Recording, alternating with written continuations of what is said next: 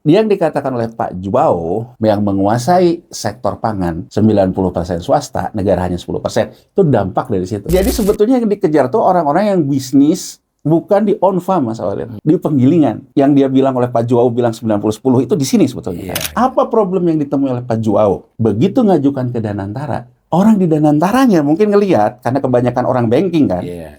Nggak masuk nih angkanya. Yang namanya Sumatera kebun, yang namanya Jawa sawah, yang namanya Sulawesi ke sana rempah-rempah. Kita nggak mau, PTPN sawit, wah banyak mafianya tuh. Kenapa nggak kita hajar mafianya? Kan nggak salah perusahaannya. Kenapa kita buat baru lagi? Akan menghadapi masalah yang sama juga kan. Kita bangsa yang sebetulnya tidak jelas maunya. Politik ekonomi pertanian, omon-omon.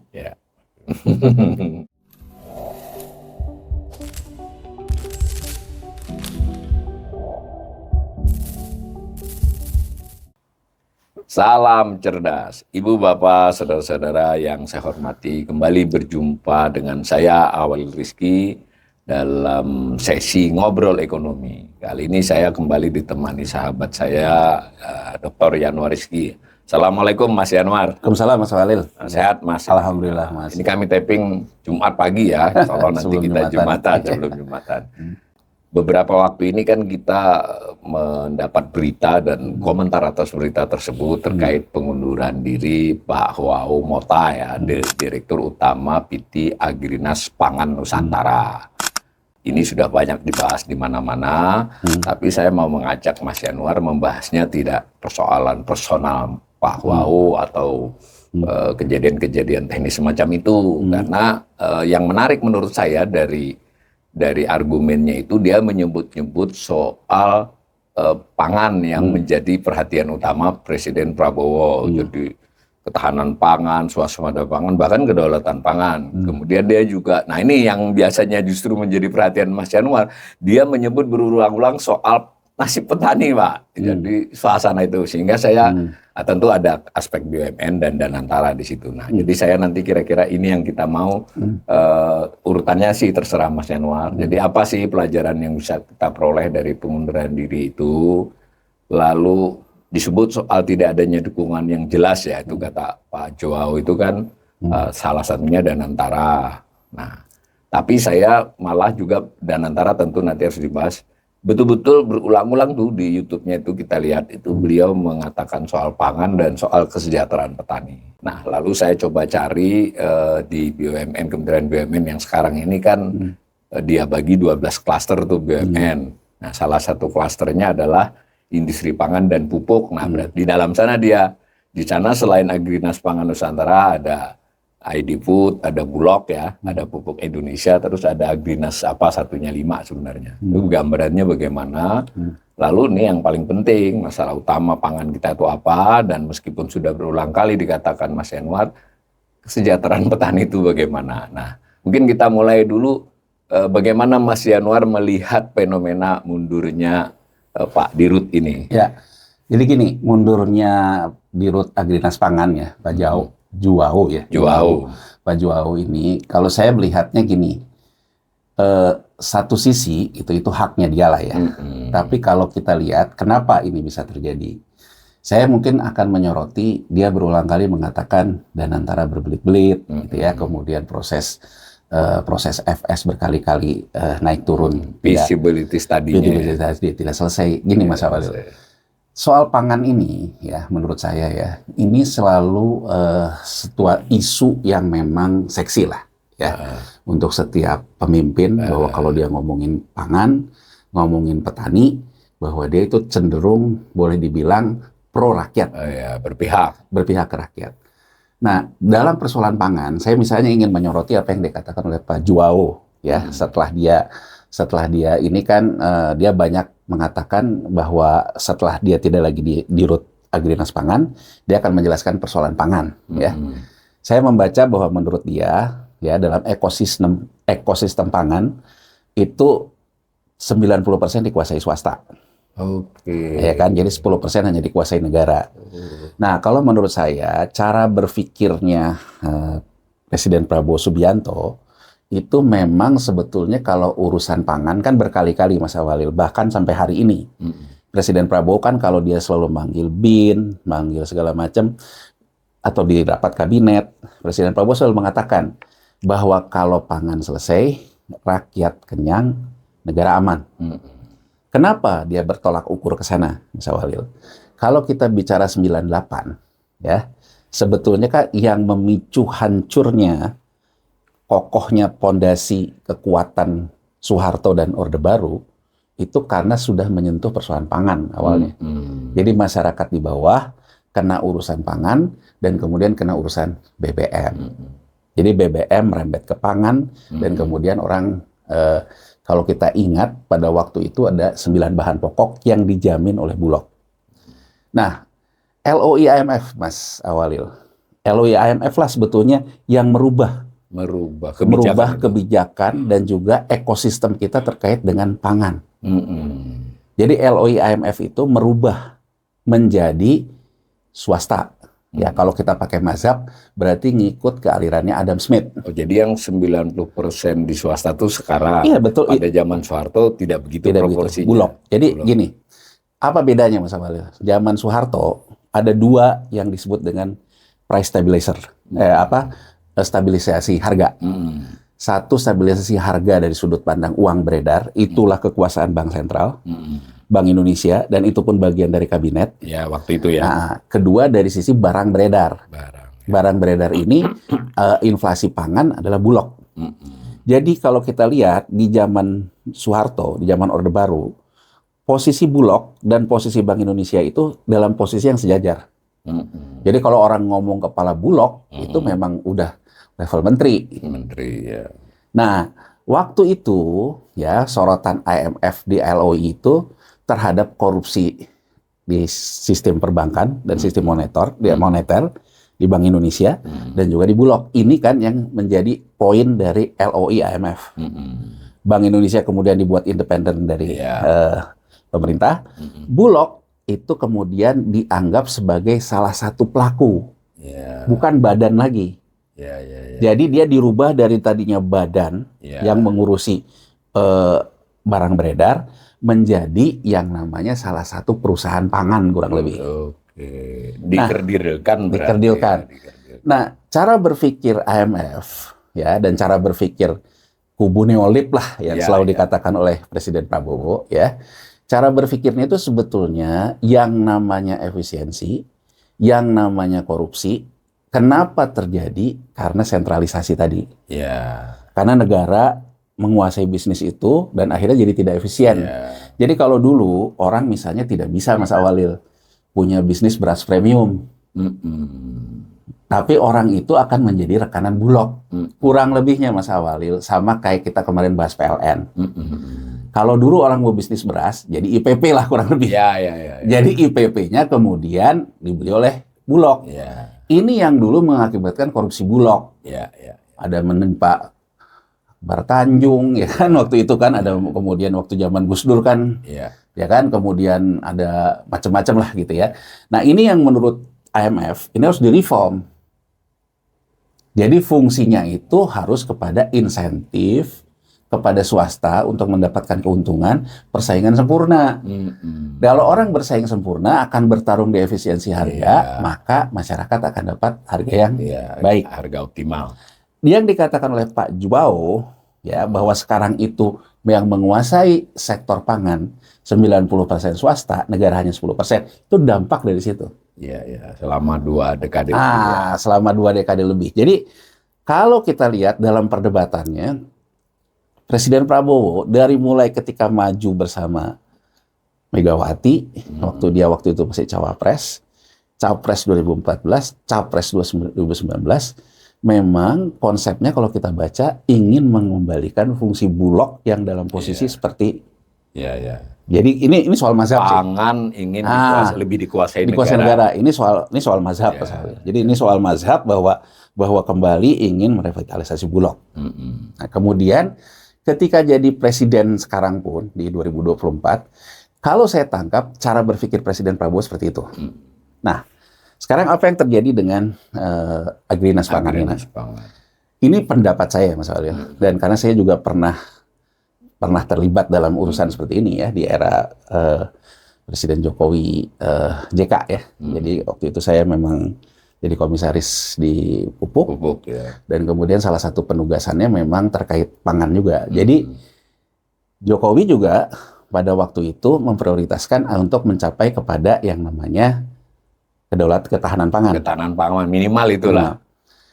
Dalam perjalanan, saya sebagai orang yang tadinya bukan orang pertanian, saya orang corporate, saya kan ngelihat segala sesuatu dari corporate restructuring aja.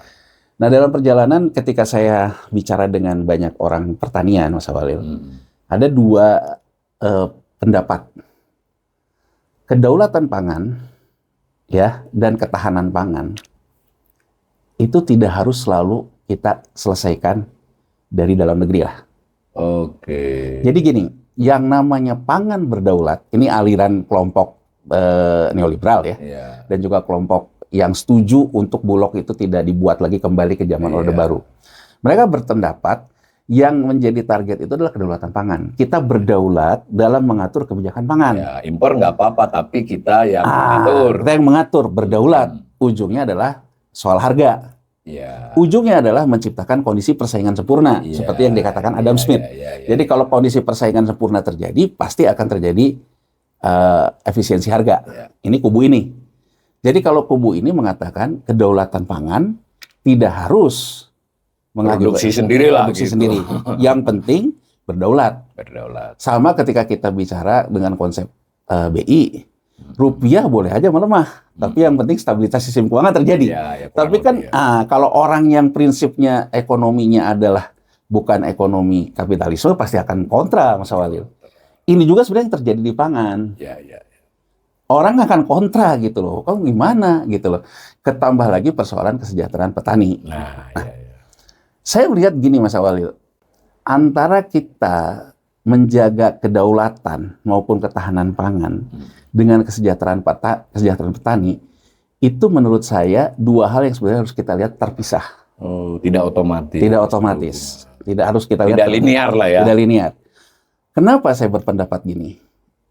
Karena ini selalu dikaitkan, kalau pangan berdaulat, ketahanan pangan bisa diatasi dari dalam negeri, petani pasti otomatis sejahtera. Ini selalu jualan kampanye. Kampanye semua politisi, bukan hanya capres-cawapres, tapi juga bupati, calon bupati. Jadi seolah-olah kalau saya menjaga ketahanan pangan, saya menjaga kedaulatan pangan, petani pasti sejahtera. Ya, Soalil ya. Nah, sekarang kita lihat apa masalah kita. Nah, jadi kalau kita bicara pangan, Mas Awalil, ya, cara pangan itu kita ada bicara on farm di lahannya. Di lahannya. Ada kemudian bicara pasca panen. Ada bicara distribusi ke pasar. Ini ekosistemnya. Sekarang kita lihat dulu, apa yang disisakan di APBN. Yang disisakan di APBN itu subsidi pupuk. Berarti on farm. Itu loh Mas Awalil. Jadi artinya on farm kita datangnya dari subsidi pupuk. Apa pupuk? Gitu ya Mas Awalil ya. Pupuk itu adalah teknologi input, ya kan? Jadi gini, kalau kita bicara petani nih Mas Walid, petani di lahan dia dibantu subsidi pupuk agar turun biaya overheadnya, harga gabah dia punya angka tertentu, angka dia itu juga kompetitif, di proses penggilingan padi, proses distribusi ditambah margin ini harganya akan kompetitif. Itu kan Mas Awalil. Margin petani terbuka karena diberikan subsidi pupuk. Tambahilah marginnya. Nah, Mas Awalil, dari yang saya cermati, ya ada data dari IRI ya. Jadi IRI ini adalah Institut Beras lah untuk kawasan. Jadi kenapa yang kubu yang mengatakan kedaulatan pangan tidak harus datang dari luar dalam negeri. Dia tidak mengharamkan impor. Ya kan Mas Walil? Nah ternyata beras itu kalau diimpor dari Vietnam, dari segala macam, sampai ke pelabuhan, entah itu Tanjung Priok dan sebagainya, artinya tuh istilahnya tuh ya FOP lah, harga di pelabuhan. Nah harga di pelabuhan ini Mas Walil, ya itu harga gabah petani kemudian setelah dilakukan penggilingan masih kalah Mas Walil. Itulah yang kemudian impor tuh menjadi merajalela. Oke. Petani semakin tertekan. Nah, saya kemudian, karena saya memang latar belakangnya orang korporasi ya, saya mencari tahu gitu, sebetulnya on-farm reform yang dilakukan oleh Vietnam, dilakukan oleh Thailand, bahkan dilakukan Cina, dilakukan Amerika Serikat, gitu ya. Bahkan saya, alhamdulillah Mas Walil, jadi saya pernah dapat kesempatan juga melihat ekosistem pertanian di Cina, lihat ekosistem pertanian di Amerika Serikat. Jadi kalau saya perhatikan Mas Walil, kalau terkait pangan, ya pangan nih, di negara kapitalisme kayak Amerika Serikat, dia memang ngelihatnya harga akhirnya itu harus rendah, karena dia ada faktor kepada inflasi. Sehingga reform di lahan pertanian itu sudah bukan lagi persoalan subsidi input, tapi modernisasi lahan. Modernisasi lahan, itu dua hal yang berbeda. Dua hal yang berbeda. Modernisasi lahan ini mengakibatkan adanya mekanisasi, Mas Walil. Dan lahan yang luas. Jadi kalau di Amerika Serikat, Mas Walil, yang disebut dengan ketahanan pangan itu jagung. Kalau kita kan beras. Karena kalau di dia masyarakatnya itu makan protein. Jagung ini adalah feedstocknya untuk protein. Gitu loh. Jadi ketika saya ke sana, saya ketemu asosiasi jagung, lihat lahan jagung di Amerika Serikat, lahan luas Mas Walil. Yang kerja nggak banyak, petaninya pun udah jadi konglomerat. Mesin semua ya dipakai. Mesin semua. Nah, saya kemudian tanya gitu, kebijakan ini lahir dari kapan? Ini lahir dari kebijakan New Deal-nya Roosevelt. New Deal Roosevelt ya. Setelah Perang Dunia apa? Iya, sebelum Mas Walil. Oh, sebelum Perang Dunia. Jadi Amerika Serikat itu bahkan menciptakan kalau kita kan GBHN, Farm Bill namanya, Undang-Undang Pertanian yang selalu keluar 5 tahun sekali. Itu di tahun 40. Jadi Mas Walil, New Deal-nya Roosevelt itu membangun yang namanya irigasi. Membangun infrastruktur lahan. Kemudian dia membangun clustering.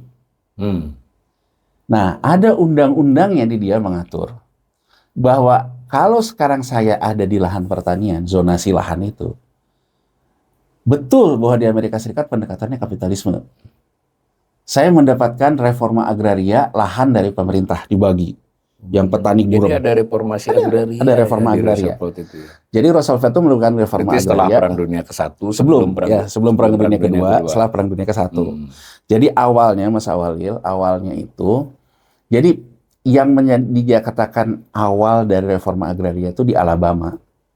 Saya pertama waktu ke Amerika lagi studi banding datang ke Alabama. Oh, Alabama. Daerah pertanian ya? Daerah udah enggak sekarang. Oh, sekarang tapi, sudah enggak, waktu awalnya. Tapi tetap daerah pertanian, tapi maksudnya bukan lagi pusatnya pertanian.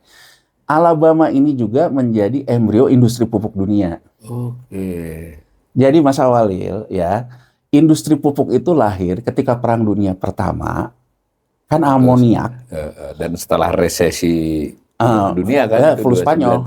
Flu Spanyol. Jadi flu Spanyol itu, jadi ketika itu amoniak itu dipakai untuk bom atom. Gitu loh. Nah, kemudian terjadilah flu Spanyol, terjadi krisis pangan. Muncullah 2-3 orang ahli kimia. Dia bilang sebetulnya yang kita pakai untuk bom atom itu bisa dipakai untuk teknologi input untuk hara tanah. Tanah ya. Itulah sejarah pupuk. Itulah sejarah pupuk. Jadi sejarah pupuk itu terkait dengan amoniak yang tadinya dipakai untuk bom atom dialihkan untuk Viagra.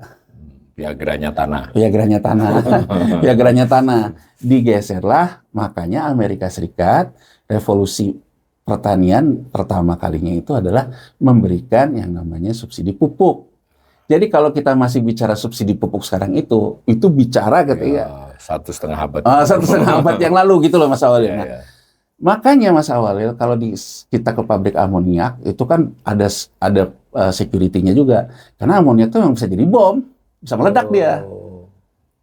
Gitu loh, dia bisa meledak. Nah, dari sisi itulah Alabama itu tadinya itu sentra gasnya Amerika Mas Walil. Gasnya Amerika kemudian diproduksi, pabrik pupuk pertama tuh di Alabama. Sekarang Alabama itu menjadi pusat studi pupuk. Pabrik pupuknya tuh udah tersebar kemana-mana. Makanya ke sana dulu ya. Nah, ke sana. Nah, di Alabama juga awal Roosevelt membangun yang namanya bendungan misalnya. Bendungan. Jadi Roosevelt itu mengatakan bahwa orang ini sekarang nganggur. Orangnya harus kerja, kerjalah ke negara. Kerja ke negara membangun infrastruktur pertanian misalnya. Setelah bendungannya jadi, dia kemudian jadi saya ke sana juga ngelihat bendungan-bendungannya. Ya, nah dia kemudian mengatur semua yang terkait dengan infrastruktur yang sudah dibangun ini, lahan ini, dibuatlah undang-undang bahwa lahan ini lahan pertanian, tidak boleh dialihfungsikan. Kalau di sini lahan pertanian berkelanjutan ya, Ya, di Indonesia ya. Nah, kemudian bagi-bagi sertifikat kayak yang dilakukan oleh Jokowi, itu dilakukan Roosevelt. Kalau kita kan pernah juga transmigrasi. Jadi Roosevelt yang tadinya kerja ke negara buat bendungan, kemudian sama dia dikasihlah tanah untuk bertani. Dengan pupuknya juga dibantu oleh pemerintah Amerika Serikat. Nah, yang terjadi sama juga kayak kita, Mas Awalil. Begitu dapat tanah, dia jual tanahnya. Muncullah yang disebut dengan landlord lah, tuan tanah. Tuan tanah. Tapi di Amerika Serikat, Mas Awalil, kalau saya ngeborong 10 sertifikat petani, kalau lahannya pertanian, saya nggak boleh alih fungsi. Ya, harus tetap pertanian. Harus tetap pertanian. Tidak boleh saya alih fungsi seperti yang kemarin kita baca di berita. Tahu-tahu di Subang jadi pabrik mobil gitu kata. Nah, di Amerika nggak bisa kayak gitu. Jadi di Amerika Serikat betul. Kapitalis. Tapi kalau Anda beli lahan pertanian, Anda nggak boleh alih fungsi. Jadi betul Mas Awalil, misalnya lahan nih. Ada 10 hektar. Orang tadinya dapat sertifikat 1 hektar. Muncullah seorang landlord. Saya beli nih 10 hektar kamu, jadi punya saya. Betul, itu terjadi di Amerika Serikat. Nah, dari sini ini, lahan saya jadi besar, ya. Kemudian saya mekanisasi. Jadi skala ekonominya masuk. Inilah yang disebut dengan food estate sebetulnya, Mas Awalil. Nah, karena terjadi pengurangan biaya lahan, jadi kan gini Mas Wali, kalau petaknya kecil, biaya overheadnya juga besar. Tapi kalau petaknya besar, biaya overheadnya kecil. Apalagi dengan mekanisasi. Nah, saya bertanya waktu di Amerika Serikat, emang kemudian tidak terjadi gejolak? Iya, terjadi. Jadi si petani-petani gurem yang tadinya ngejual ke para landlord, ternyata nggak bisa kerja. Jadi kalau di kita kan Mas Awalil, kita jual tanah petani, dijual ke orang kota lah misalnya. Tapi dia bilang, tapi saya tetap kerja ya Pak, di tanah saya kerja kan, jadi buruh tani kan. Kalau di Amerika Serikat, landlord ini juga menciptakan buruh tani digeser oleh mekanisasi. Nah, di Amerika Serikat kemudian ini timbul gejolak di era-era Roosevelt itu. Nah, akhirnya yang gurem-gurem ini Mas Awalil di Amerika Serikat digeser ke yang pakai rumah kaca itu loh. Itu masih disubsidi oleh pemerintah Amerika Serikat sampai sekarang. Jadi kelas petani gurem. Tapi tidak menangani pangan lagi, Mas Awalil. Saya waktu di sana nanya. Jadi pindah ya dia? Pindah. Tetap pertanian, tetap dikasih oleh pemerintah, dibantu dari petani lahan kecil yang dia ngejual lahannya ke para landlord. Kalah sama mekanisasi, mereka kemudian dibantulah oleh lewat yang pakai rumah kaca segala macam itu. Sayur. Nah digeser Mas Awalil, digeser bukan lagi ke pangan, bukan ke jagung. Jadi ada yang semangka, ada yang sayur mayur. Nah, kemudian Amerika Serikat pas di sana saya juga ngeliat sampai sekarang tuh masih mengatur soal distribusi di sini. Masih diatur ya, biar kapitalis diatur. Jadi yang hasil dari petani gurem tadi Mas Awalil, yang dikasih insentif oleh pemerintah dalam bentuk rumah kaca dan sebagainya tadi, semangkanya, sayurnya, itu harus menjadi konsumsi di negara bagian itu. Betul deh kapitalisme. Pas MBG itu kalau mau. Jadi betul. Jadi intinya mereka dibantu oleh oleh Fambil, punya lahan-lahan seperti itu, tapi mereka tidak menangani lagi pangan. Jadi pangan korporasi pertanian misalnya. Fambil itu untuk keseluruhan pertanian. Tapi ini yang saya katakan beda ketika kita mengatakan kita ingin melakukan kedaulatan pangan, ketahanan pangan dengan mensejahterakan petani. Beda ya. Jadi begitu korporasi pertanian di pangan, itu menurut saya konsekuensi logis untuk menurunkan overhead. Ya kan? Orang yang tergeser kalau di Amerika Serikat ini, dia transformasi. Iya. Jadi petani lahan kecil, tapi tidak main pangan lagi. Negara turun tangan membantu. Hadir di situ. Dan kemudian mereka membuat yang namanya semakan dan sebagainya, harus mengisi pasar-pasar supermarket di negara bagian itu. Ini diatur oleh mereka. Yang ini Mas Awalil, ini menjadi semakin kompetitif. Makanya kalau kita curiga kenapa IMF mendorong itu, karena memang yang namanya bisnis pangan sudah korporasi pertanian. Iya, sudah padat modal ya. Nah, padat modal. Itu cerita Amerika. Pas ke Cina, saya nanya-nanya, ya ada keterbatasan bahasa, tapi ada yang terjemahin ya. Saya nanya, Cina masih menganggap bahwa bertani, Mas Awal, di lahan sawah itu budaya. Way of life. Itu budaya. Jadi artinya bahwa mekanisasi tidak terlalu didorong oleh Cina seperti dia ngelihat Amerika Serikat. Karena menurut dia harga diri petani, ya makanya kan ada muncul istilah marhen di kita kan gitu ya. Jadi harga diri petani itu bercocok tanam, ya kan? Nah, Cina melakukan ini tetap menganggap bahwa budaya pertanian dihargain. Jadi tidak total di mekanisasi. Ya. Itulah Mas Walil. Tidak total melakukan mekanisasi. Ya tetap ada budaya pertanian. Tapi tetap yang namanya lahan, tetap lahan pertanian pangan. Di dia beras. Sama kayak kita. Nah, kemudian saya lihat kalau Cina menganggap bahwa yang namanya bertani itu budaya, ya, dari mana dia mensejahterakan petaninya? Dari bisnis penggilingan padi, Mas Awalil. Jadi, on-farm-nya di Cina tidak seefisien korporasi pertanian kayak di Amerika Serikat. Tetap ada biaya buruh tani. Karena dianggap pertanian budaya tadi. Tapi dia melakukan reform di rice milling, di penggilingan padi. Menggunakan apa? Teknologi. Jadi gini Mas Awalil, misalnya beras, karena mekanisasinya setengah hati, kadar airnya di gabahnya itu masih tinggi. Sehingga rasio ketika digiling jadi padinya itu banyak yang terbuang. Cina mengatasi ini dengan teknologi Mas Awalil, teknologi di penggilingan padi. Jadi lewat mesin itu yang tadinya kelas gabah perak lah kalau di kita bisa jadi beras premium. Kalau istilah kita sekarang. Nah, bisnis penggilingan padi ini menjadi bisnisnya petani untuk bersejahtera. Karena di sininya kan marginnya kecil. Iya. Ya, masalah ya, cara berpikirnya. Nah, saya pas zaman Jokowi JK pertama. Jadi saya pada waktu itu ada acara lah, ekonom, diundang lah sama Pak Jokowi pada waktu itu. Karena waktu itu kan rupiah melemah waktu 2016.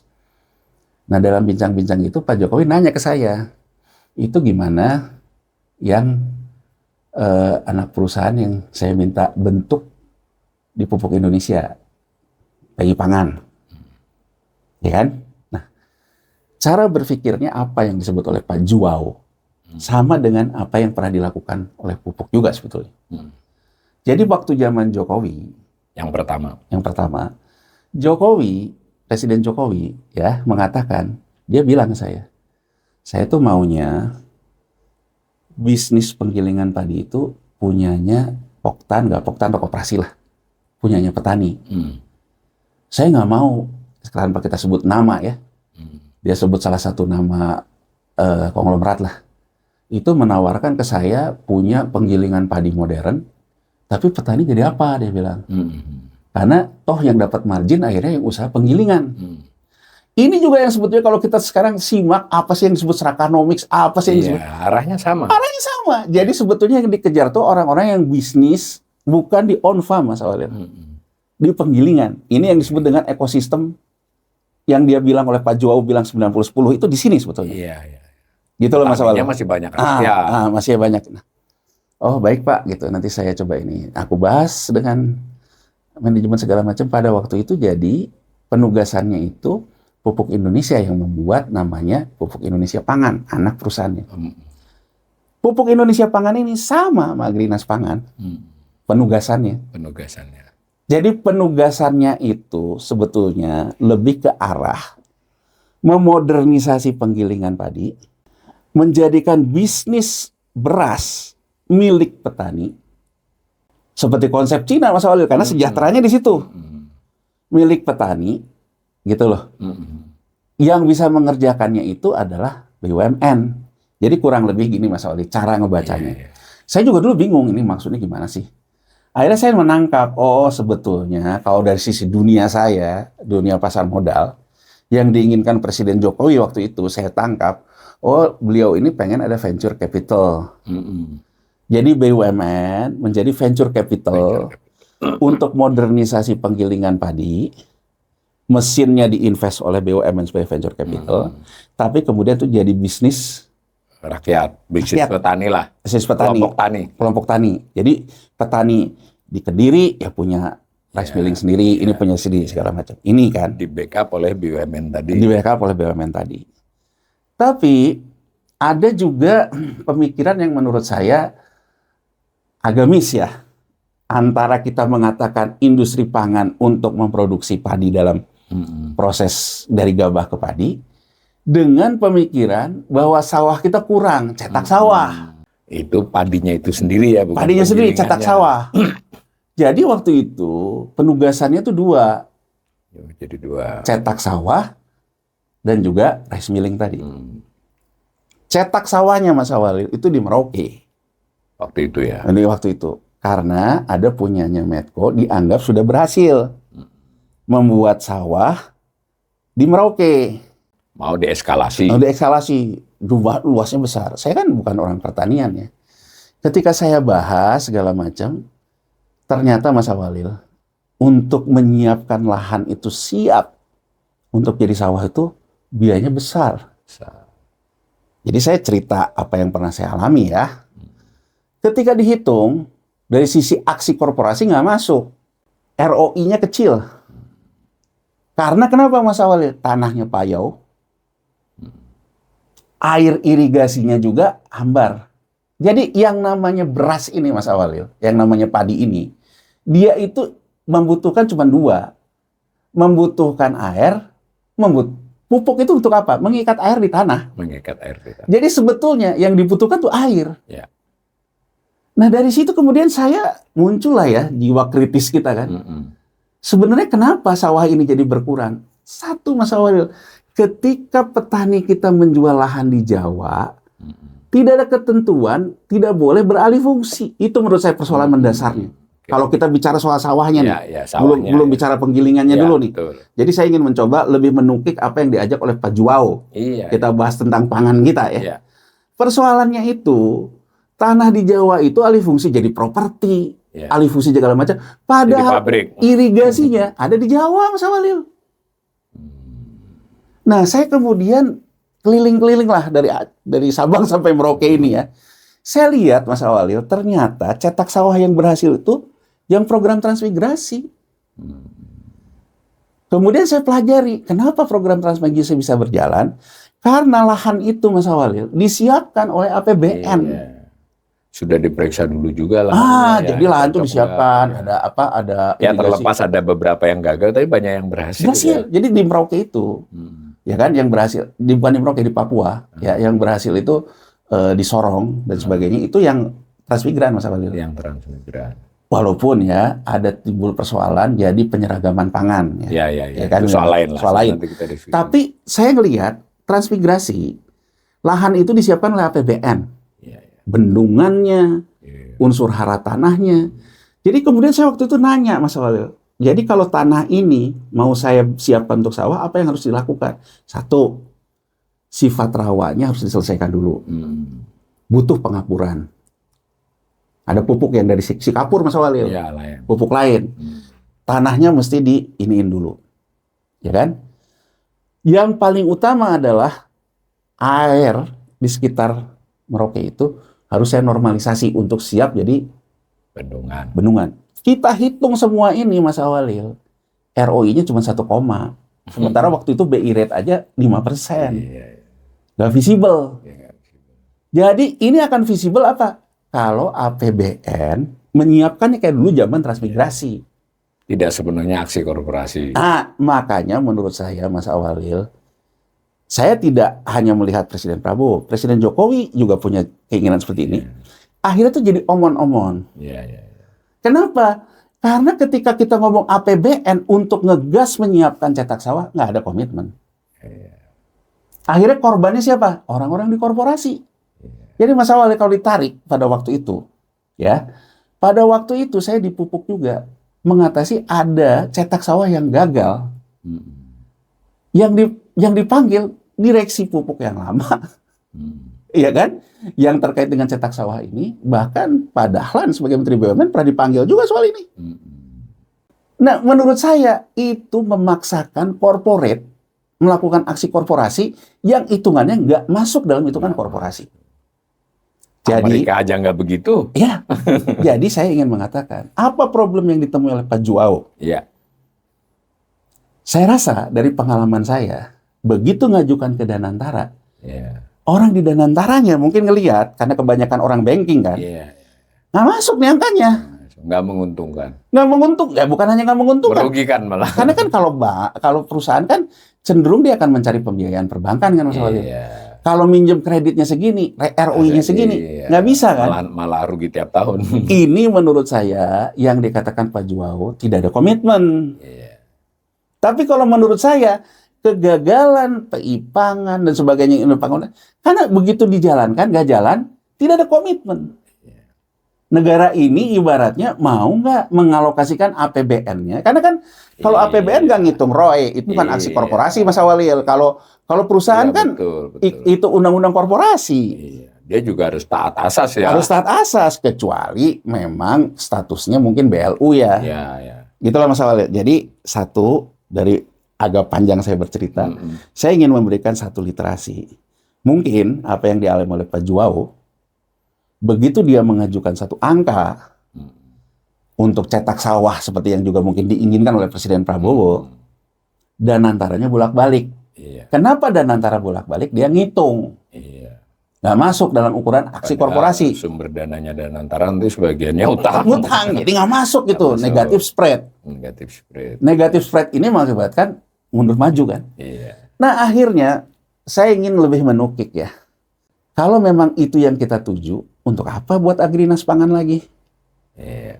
Kan udah ada ketika pupuk Indonesia Pangan. Nah saya ingin bercerita Mas Awalil.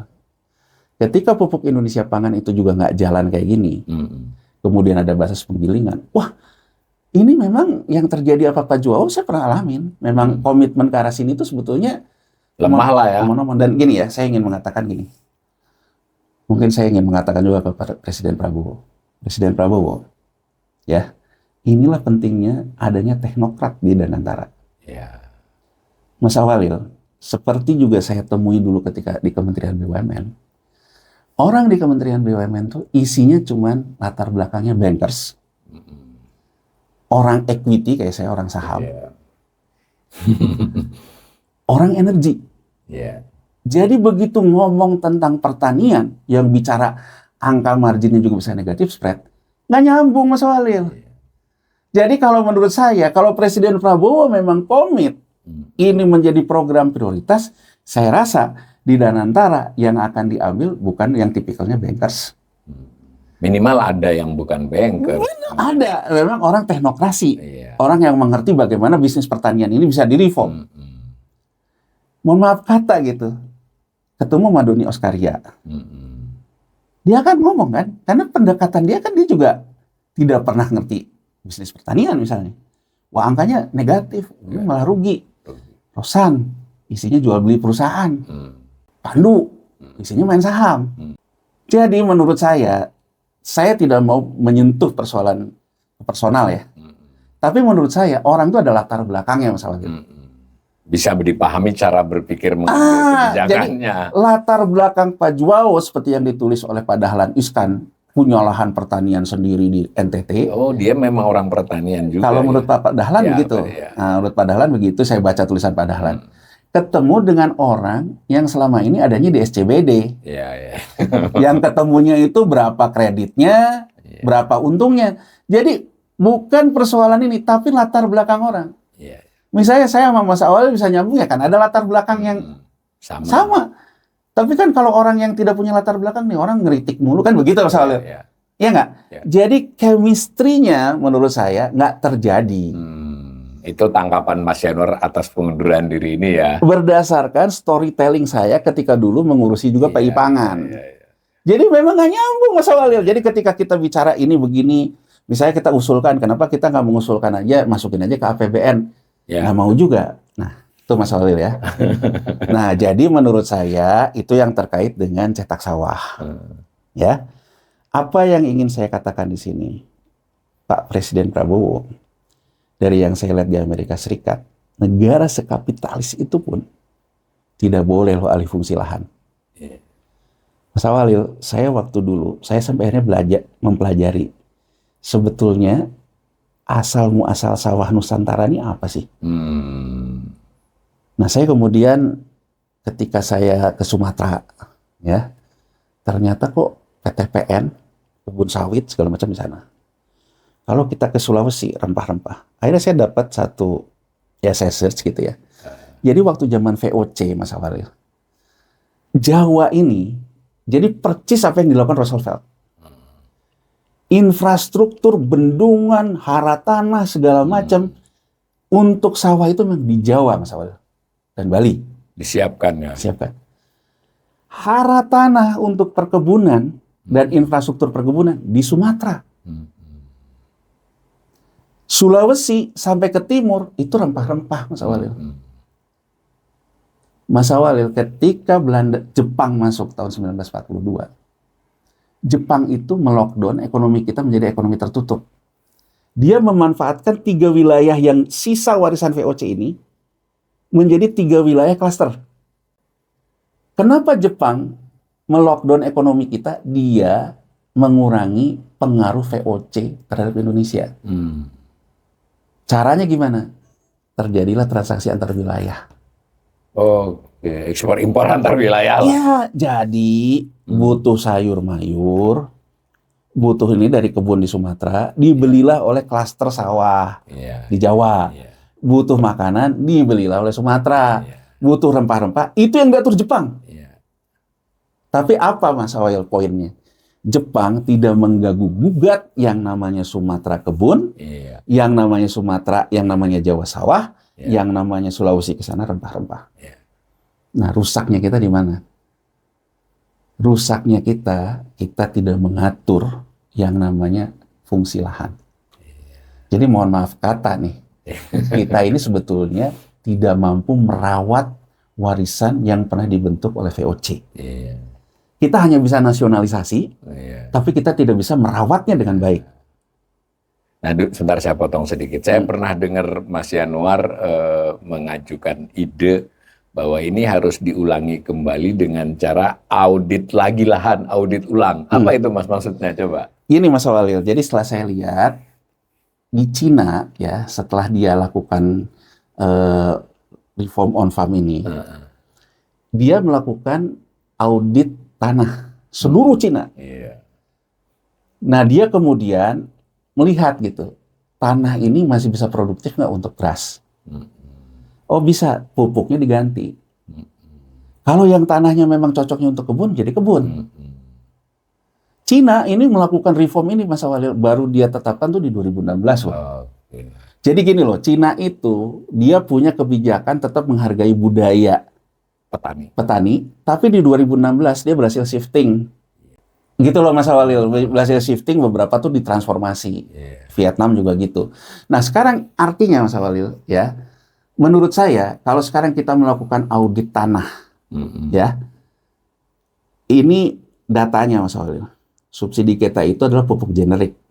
Oh, bersifat umum untuk semua tanah, jenis tanah. Satu urea yang disubsidi itu. Kedua NPK, NPK-nya pun generik 30 30 40. 40 urea amoniak, 30 P-nya fosfat, 30 kalium. Ya. Organik kecil lah. Nah, di Cina itu udah nggak gitu Mas Awalil. Jadi ketika saya ke sawah nih, tak hasil soil test menyeluruhnya. Tak saya punya alat, keluar tanah ini hanya butuh N-nya tuh 10 misalnya. Iya, iya. Dia butuh fosfat berapa, butuh kalium berapa, dan butuh kemudian unsur mineral lain berapa. Pupuknya beda-beda. Beda-beda. Kita sekarang generik. Jadi terlepas dari persoalan lahan yang menyusut, Iya. kalau kita mau fair, Iya, iya.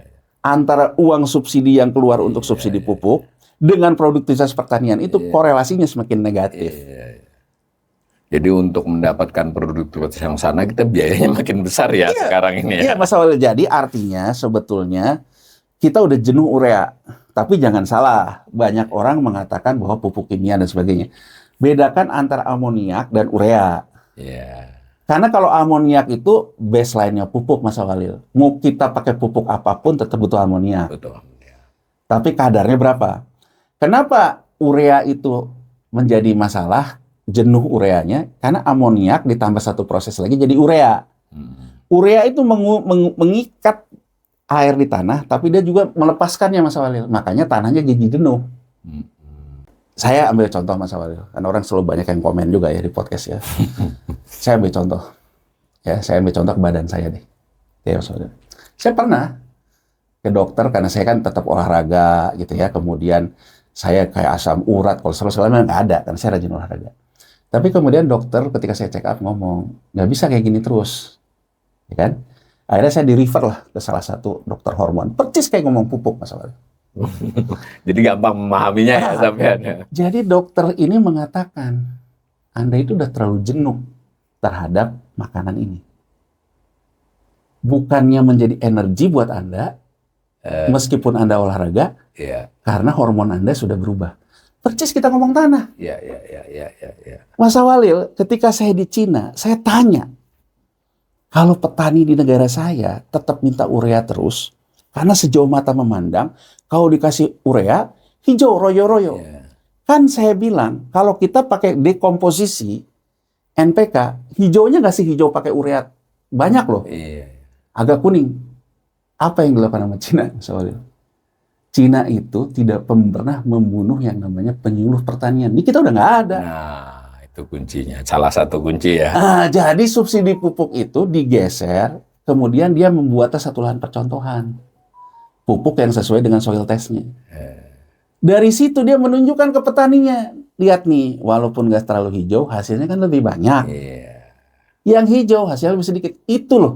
Jadi transformasi dilakukan dengan penyuluhan, pendampingan, tidak dengan, meskipun orang selalu ngomong, oh iyalah Cina otoriter. Tapi kalau saya tanya terkait peralihan pupuk dan soil test tadi, audit tata tanah, nggak gitu.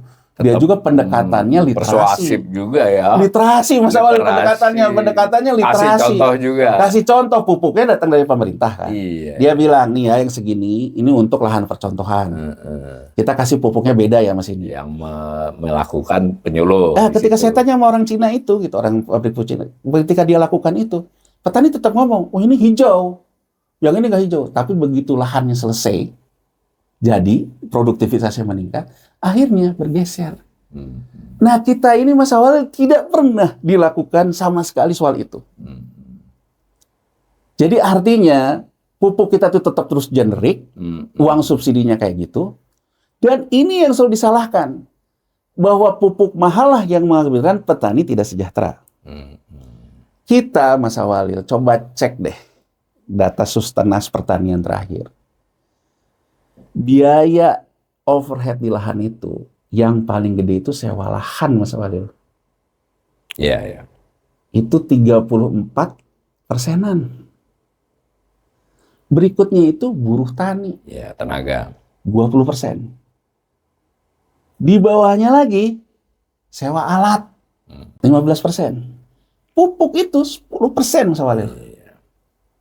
Jadi kalau sekarang kita ingin membuat harga gabah kita kompetitif dibandingkan Vietnam, dibandingkan segala macam, unsur sewa lahan harus menjadi lahan yang miliknya. Jadi saya Mas Awalil ya, dulu Presiden Jokowi bagi-bagi lahan, land reform ala Jokowi, saya sangat mendukungnya walaupun tidak konsisten pada akhirnya.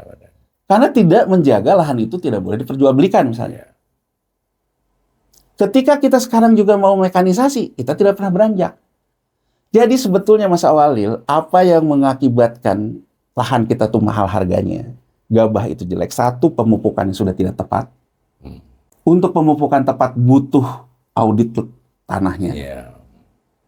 Kedua, memaksakan cetak sawah di daerah yang tidak ada infrastrukturnya. Mengkhianati apa yang diwariskan VOC. Gitu loh Mas Walil. Ya kan? Jadi menurut saya, kalau kita ingin mengatasi ini, nggak bisa cuma sekelas membentuk satu korporat BUMN pangan. Ini memang harus datangnya dari Menteri Pertanian. Dari Presiden. Dari Presiden. Jadi memang ada kebijakan. Bahkan saya pernah mengusulkan gini deh, daripada kita capek terus. Karena kan gini, Badan Kebijakan Fiskal, ya, Menteri Keuangan, Sri Mulyani ini, dia pernah mengkritik tentang subsidi pupuk. Karena menurut dia, subsidi pupuk ini gede sekali. Hasilnya apa? Bahkan Jokowi sendiri pernah mengatakan. Saya bilang, ya kalau mau kayak gitu, kita rubah deh. Kita audit dulu semua tanah ini. Pupuk yang dibutuhkan tuh sekarang apa? Ya saya nggak bisa ngomong lebih jauh ya. Ini memang ada mafianya, ada apa, ada segala macam. Tapi kalau sekarang kita mau struktural reform, kebijakan politik ekonomi pertanian, Mas Walil, bukan korporasi. Berarti Menteri Pertanian dan Presiden melakukan langkah ini. Melakukan audit hara tanah seperti Cina lakukan. Itu nanti jadi basis subsidi pupuk kita. Kedua, soal lahan. Kita harus normalisasi lahan. Kalau memang kita tujuannya adalah butuh sawah, ya sawah mau nggak mau infrastrukturnya ada di Jawa. Gitu loh Mas Walil, mau nggak mau ada di Jawa. Nah, ini konsep besarnya Mas Walil. Tentang penggilingan beras. Penggilingan beras. Nah, ini yang tadi on farm ya, sekarang penggilingan. Apa sih yang orang ributkan tentang beras premium dan sebagainya ini? Jadi gini, karena LOI IMF itu levelnya itu korporasi, itu di swasta, tidak harus low BUMN. Muncullah orang yang bisnis penggilingan, Mas Walil. Belilah mesinnya dari Cina. Ada mesin juga yang dari Norway. Tapi kebanyakan tuh beli mesin Cina, Mas Walil. Jadi kalau mesin Cina ini, Mas Walil, ya, beras perak bisa jadi premium. Ini kalau kita ingat, waktu zaman Jokowi pertama, Menteri Pertanian juga masih sama, Pak Amran. Pernah melakukan sidak terhadap PT Ibu dengan polisi. Ya, pernah ingat saya. Ini penggilingan padi. Gitu loh. Ya kan? Ini persoalannya itu karena dia ngambil gabah petani. Ya Mas Walil. Kemudian dia buat pakai teknologi dia jual beras premium. Nah, ini sebetulnya inti masalah yang disebut dengan serakanomics lah segala macam ini. Ada pemahaman gini Mas Walil. Loh, petani itu gabahnya itu ada uang negara loh. Karena dia dapat subsidi pupuk. Betul. Bisa harga gabah itu 7.000 karena faktor negara memberikan subsidi pupuk. Apa inti masalahnya? Ada swasta. Bulog diatur oleh SK, ya kan? Kan gini aturannya Mas Walil. Bahwa Bulog itu harus membeli gabah petani harganya 6.500. Kalau harganya lagi di bawah, berarti Bulog harus ambil. Nah, karena ada teknologi penggilingan ini Mas Walil, dia berani beli lebih tinggi. Dilebihin memang cuma 500. Cuma 500. Signifikan juga kan. Buat petani kan signifikan. 7.000 Mas Walil. Dari 7.000 itu yang tadinya berasnya itu gabahnya yang sama, kemudian dijual beras premium. Problemnya adalah ketika kemarin pas Pak Jokowi presidennya, ya kan, kita tidak bisa melakukan stabilisasi harga beras yang naik karena Bulog tidak kebagian gabah, Mas Walil. Oh, mereka jual ke penggilingan swasta. Penggilingan swasta.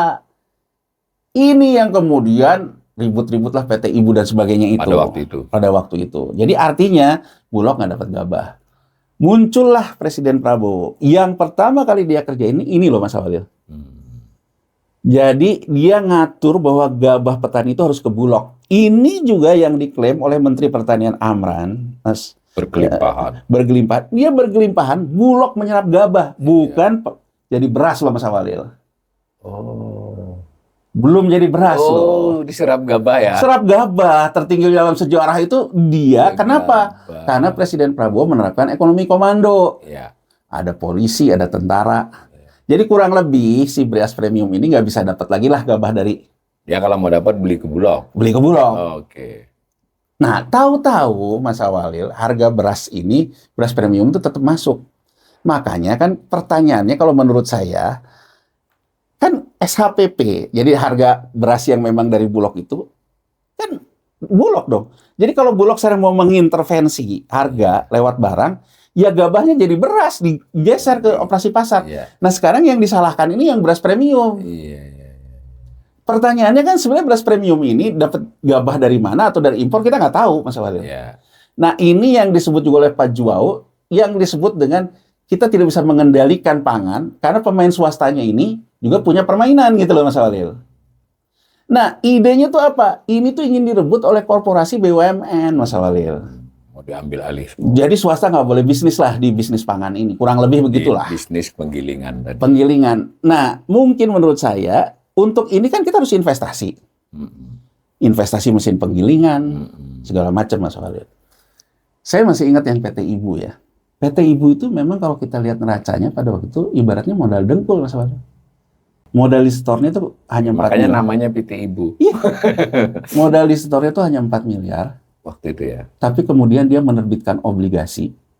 Bisa menerbitkan obligasi sampai sekitar 19 triliun kalau saya nggak salah. Itu yang disebut leverage Pak Sawalil. Kita berkali-kali juga kenapa ngomong Danantara itu konsepnya leverage. Jadi dia beli mesin rice milling itu pakai uang obligasi Mas Sawalil. Tang, menyerap gabah petani. Dia jual dengan harga premium. Marginnya cukup. Nah, jadi sekarang itu idenya, ya udah kita punya BUMN juga yang bisnis di sini nih, di rice milling. Itulah Agrinas Pangan, itulah juga dulu PT Pupuk Indonesia Pangan. Nah, jadi itu Mas. Desainnya begitu ya, dia ke arah situ. Tapi yang saya bingung tuh gini loh Mas Awalil, kenapa sih kelakuan BUMN kita, terutama ya mungkin ada Danantara, ada Kementerian BUMN, selalu mengentertain presidennya dengan membentuk institusi baru. Misal, ketika dulu Presiden Jokowi ngomong, saya pengennya tuh ada yang bisnis di rice milling pangan, dibentuk PI Pangan, cetak sawah dibentuk PI Pangan, anak perusahaannya Pupuk Indonesia. Kemudian juga itu dikembangkan lagi jadi BUMDes Nusantara. Ada Bulog, ada segala macam. Datang Presiden Prabowo kayak gitu. Kan kalau menurut saya, kenapa nggak gedein Pupuk Indonesia Pangan aja kalau memang itu bisnisnya? Kalau memang mau seperti itu ya Pupuk Indonesia Pangannya dilepaskan dari Pupuk Indonesia jadi perusahaan baru. Ini kan enggak. Si Pupuk Indonesia Pangan dianggap gagal. Kenapa pikiran itu muncul? Karena selalu gini, udahlah, yang lama itu banyak masalah. Kita buat perusahaan baru aja. Ternyata mengulangi kesalahan yang sama. Tapi kan dukungan politiknya tetap sama Mas Walil, nggak ada. Masalah mendasar nih, kenapa PI Pangan tidak jalan? Ya karena yang saya bilang tadi. ROI-nya nggak masuk, komitmen pemerintah untuk ini nggak ada, segala macam. Ya perusahaan ini jadi akhirnya kan, tapi Pak Juwao tidak seberuntung PI Pangan. Kalau PI Pangan itu holdingnya Pupuk Indonesia. Ada backingnya. Pupuk Indonesia-nya ada duit. Jadi ada ibaratnya duit, untuk sekedar ya mereka untuk operasional. Nah kalau Pak Juwao ini dia itu yang tadinya perusahaan kontraktor dan cangkangnya dipakai dan dalam kondisi yang nggak bagus juga waktu itu. Jadi perusahaan startup nih Mas Awalil. Kalau perusahaan startup ini minta duitnya kan ke Danantara kan? Iya perusahaan baru. Nah ini yang kemudian muncul. Jadi membacanya seperti itu. Nah sekarang kalau menurut saya ya kita kembali ke komitmen kita. Jadi kalau bicara ini Mas Awalil ya, kita harus jelas dulu politik ekonomi pertanian kita ini apa.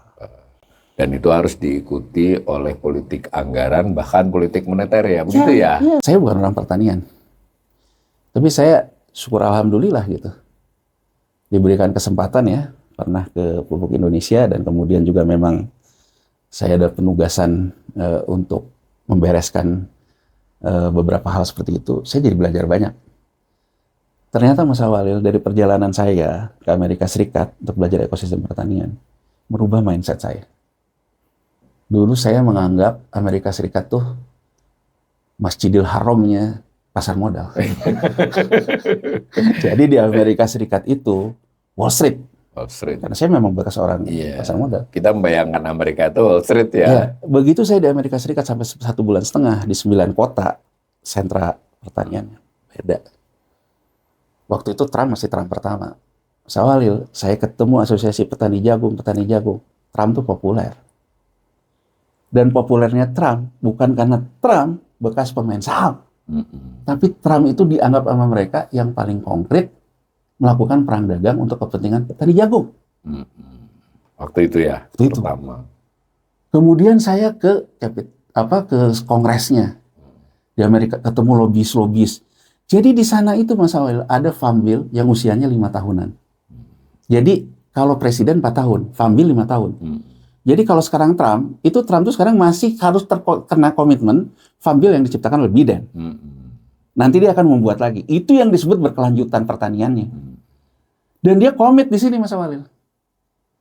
Bahkan Amerika Serikat itu yang kita tahu cuma US Treasury. Tapi di dalam sistem perbankan domestiknya, dia punya farm bond.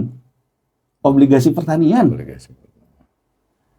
Yang dibelinya oleh perbankan mereka. Jadi keluar dia itu ngomongnya kayak tentang capital US Treasury, di dalam tuh farm bond Mas Awalil. Ada farm bond. Ada obligasi pertanian ini untuk membiayai farm bill yang 5 tahunan. Jelas banget komitmennya terhadap keberlanjutan pertanian. Karena mereka sadar bahwa itu memang aspek terpenting dari keamanan nasional ya. Jadi saya pelajari Mas Awalil, Amerika Serikat itu bisa bertumbuh seperti ini karena dia memulai reforma agraria. Dahulu ya. Cina Mas Awalil, Xiaoping, juga tahun 78 ke pertanian. India, dia tetap mempertahankan yang namanya beras. Makanya India ini menarik loh Mas Awalil. India itu pupuknya, dia nggak punya resource-nya kayak kita. Nggak punya gas. Iya, jadi makanya kenapa amoniak laba pupuk Indonesia Holding tahun 2022 itu tinggi. Ya, karena amoniak tinggi. Yang beli India misalnya. Dia front loading.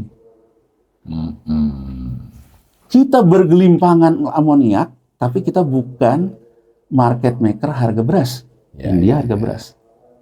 Jadi masalah yang saya pahami dari Amerika Serikat, Cina, dan India, dia politik ekonominya itu pertanian. Begitu politik ekonomi pertanian kuat, itulah yang membuat industrinya maju. Nah mungkin terakhir Mas Awalil, ya. Sekarang kita bicara tentang korporasinya tadi. Bagaimana kita mensejahterakan petani. Ini pendapat saya. Menurut saya, yang namanya reform di lahan pertanian harus kita lakukan. Kita memang harus beranjak ke yang namanya mekanisasi. Pupuknya harus tepat sasaran. Dan juga lahan-lahan yang tidak terlalu membebani cost overhead gabah. Petani agar sejahtera gimana? Digeser jadi bisnis penggilingan beras. Dari mana dananya? Makanya buat apa sih buat Koperasi Merah Putih? Dulu waktu zaman terakhir BUMN itu punya BUMN Nusantara. Mitra BUMDes Nusantara. Pemegang sahamnya Bulog, Pupuk Indonesia, dan Pertamina. Itu juga yang ngambil lagi Pupuk Indonesia Pangan. Jadi artinya yang jadi venture capitalnya itu. Bisnisnya didirikan di desa. Poktan dan gak poktan buat koperasi. Jadi konsepnya pada waktu itu adalah kan dibuat oleh konsultan. Jadi konsultannya presentasi. Jadi kita Bulog, Pupuk Indonesia, Pertamina kasih modal ke Mitra BUMDes Nusantara itu. Nanti ada dana desa, ada dana dari BUMDes Nusantara, dibentuklah koperasi. Poktan gak poktan. Bisnisnya dikasih. Jadi artinya apa? Seperti yang saya lihat di Amerika Serikat, pupuk tidak lagi bisnis hilir, hulu. Jadi di Amerika Serikat, industri pupuk besar itu hanya ngirim amoniak, ngirim fosfat. Diolah sendiri. Diolah sendiri. Jadi bisnis di desa masalahnya. Iya, dan sesuai dengan lahan. Bisnis poktan gak poktan. Jadi orang yang tadinya buruh tani digeser. Jadi kerja di toko tani untuk ngurusin pemupukan.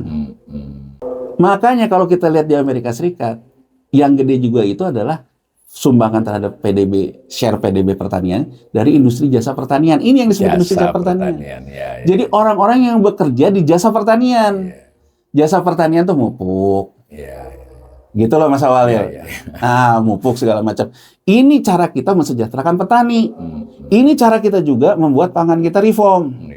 Jadi dua hal ini jangan dicampur aduk gitu. Kita Berkaitan, tapi tidak dicampur aduk. Tapi caranya beda gitu loh. Beda. Nah, jadi menurut saya, dan anehnya saya gini loh, Agrinas ini juga ada Agrinas sawit gitu. Iya, iya. Padahal PTPN itu juga ngurusin sawit gitu loh Mas Awalil. Jadi ya katakan saja Mas Awalil, kita nggak mau, PTPN sawit, wah banyak mafianya tuh. Kenapa nggak kita hajar mafianya? Kan nggak salah perusahaannya. Iya. Kenapa kita buat baru lagi? Akan menghadapi masalah yang sama juga kan. Jadi menurut saya sih, apa pelajaran yang bisa ketik dari sini? Kita bangsa yang sebetulnya tidak jelas maunya. Iya. Dan menurut saya, politik ekonomi pertanian, omon-omon. Iya. Gitu loh. Jadi artinya omon-omon kemudian untuk menunjukkan komitmen itu dibentuklah Agrinas, dibentuklah apa. Tapi menurut saya kita tidak pernah menyelesaikan persoalan ekosistem itu sendiri. Iya, ekosistem pertanian. Jadi kalau saya Mas Awalil yang ingin saya sampaikan gitu ya. Ada yang bebannya tidak bisa beban korporasi. Iya, itu penting itu. Bebannya adalah beban APBN. Ya, beban. Harus ada political will. Harus ada political will.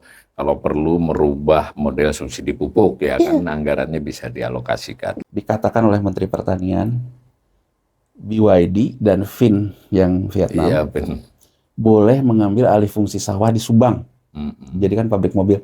Asal kedua investor ini mencarikan 3 kali lebih luas dari lahannya. Saya tanya balik ke Pak Mentan, kalau lahannya ketemu 3 kali lebih luas, kemudian infrastruktur airnya seperti juga pengalaman cerita sedih kita tentang cetak sawah di Merauke, di Kalimantan segala macam, karena nggak siap kan, lahan ada, tapi kalau bukan lahan sawah, menurut saya harusnya kita bertanya kritis ke Pak Mentan.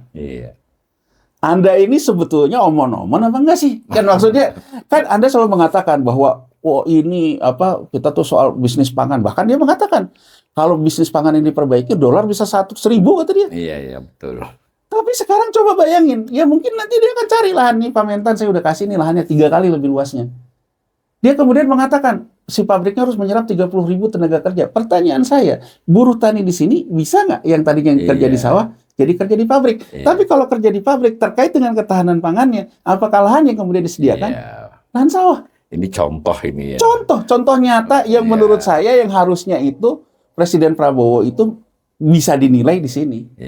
Demikian ya para pemirsa, kita mendengarkan penjelasan dari Mas Yanuar dengan pemicu soal pengunduran diri, tapi kami dan Mas Yanuar tadi berbicara panjang lebar soal bagaimana mestinya politik pangan ya, terutama pertanian dulu dan politik pangan di Indonesia. Tapi sekali lagi sebagaimana yang sudah-sudah, ini adalah pendapat. Silakan para pemirsa membandingkan pendapat Mas Yanuar ini dengan pendapat pihak lain. Mudah-mudahan memperkaya khasanah pengetahuan kita.